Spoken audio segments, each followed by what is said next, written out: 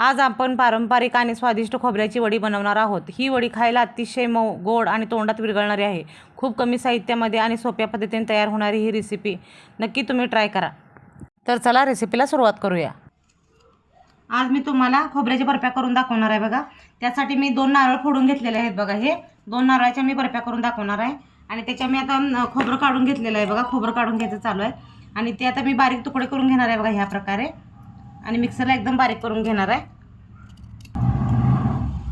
मी खोबरं चिरून स्वच्छ धुवून घेणार आहे आणि मग बारीक करून घेणार आहे। खोबऱ्याचे काप करून घेतलेले आहेत। आता आपल्याला याला स्वच्छ पाण्याने धुवून घ्यायचे आहेत बघा। धुवून घेऊन मिक्सरला आपल्याला बारीक करून घ्यायचे आहेत आणि याला आपण किसणीने सुद्धा किसू शकतोय। हे जरा खोबरं चिकट झालेलं आहे त्यामुळे मी धुवून घेणार आहे। किसलं की धुता येत नाही त्यामुळे मी चिरून घेऊन मिक्सरला लावणार आहे खोबरं।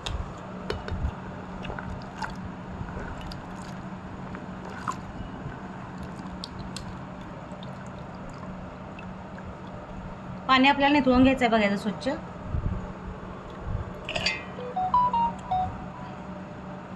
आणि थोडं थोडं टाकून मिक्सरला आपल्याला बारीक करून घ्यायचं। जास्त काही भरून टाकायचं नाही, जास्त टाकलं तर खोबरं तसंच राहतंय, बारीक होत नाही।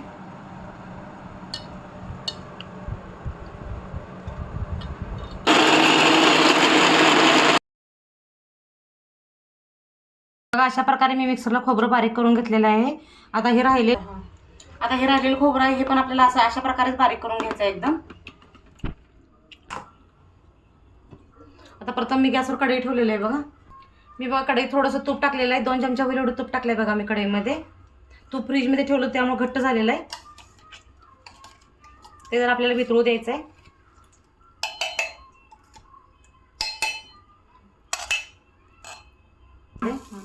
खोबरं मी टाकून घेत आहे बघा। आपल्याला गॅस मंद आचेवर ठेवायचा आहे।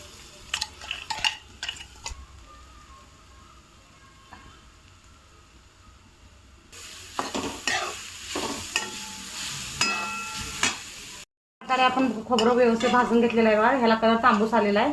आता आपल्याला यामध्ये साखर घालायची आहे। मी 2 नारळ घेतलेले आहेत बघा। 2 नारळाला 1 फुलवाटी मी साखर घालणार आहे।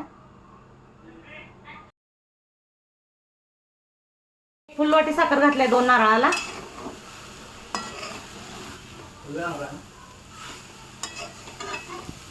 गॅस मंद आचेवरती ठेवायचा आहे। गॅस फास्ट ठेवला तरी हे करपते खालनं, त्यामुळे आपल्याला गॅस बारीक ठेवून एकसारखं हलवत राहायचं आहे। आता यामध्ये पाणी सुटतंय बघा पूर्ण साखरेचं। मी यामध्ये बघा अर्धी वाटी होईल एवढं दूध वापरले बघा। ऑप्शनल साठी दूध आहे, तुम्हाला पाहिजे असेल तर वापरा, नको असेल तर वापरू नका।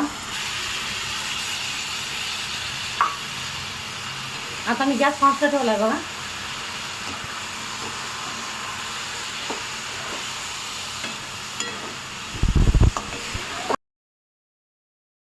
दूध घातल्यानंतर बघा मी एक 10 ते 15 मिनिटं हे व्यवस्थित भाजून घेतलेलं आहे। तुम्ही यामध्ये गूळ पण घालू शकता साखरेऐवजी, गुळाने पण याची टेस्ट छान होते। दूध घातल्यानंतर मी बघा गॅस अजिबात बारीक केलेला नाही, फास्ट गॅसवरती हे पूर्णपणे भाजून घेतलेलं आहे मी। आता बघा याला आपल्या ताटाला तूप लावून हे आता पसरवून घ्यायचं आहे व्यवस्थित बघा। आपल्याला थोडंसं तूप घेतलेलं आहे बघा। आता याच्यावरती तूप मी पसरवून घेत आहे व्यवस्थित।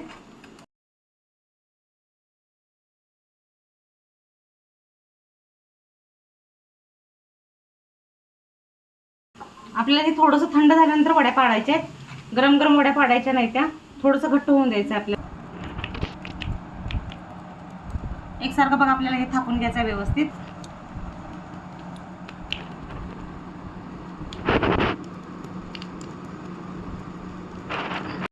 आता आपले हे मिश्रण बघा व्यवस्थित मी थापून घेतलेलं आहे आणि ते थंड पण झालेलं आहे बघा।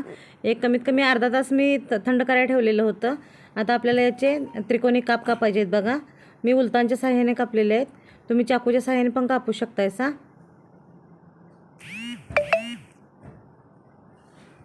बघा या अशा प्रकारे आपले काप तयार झालेले आहेत।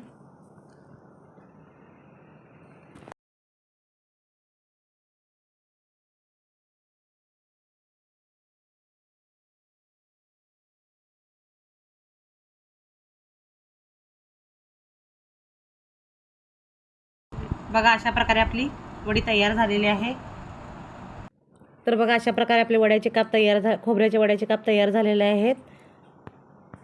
तुम्हीही नक्की ट्राय करून सांगा खोबऱ्याच्या वड्या कशा तयार झालेल्या आहेत ते. माझ्या चॅनलला लाईक करा, सबस्क्राईब करा, शेअर करा. धन्यवाद.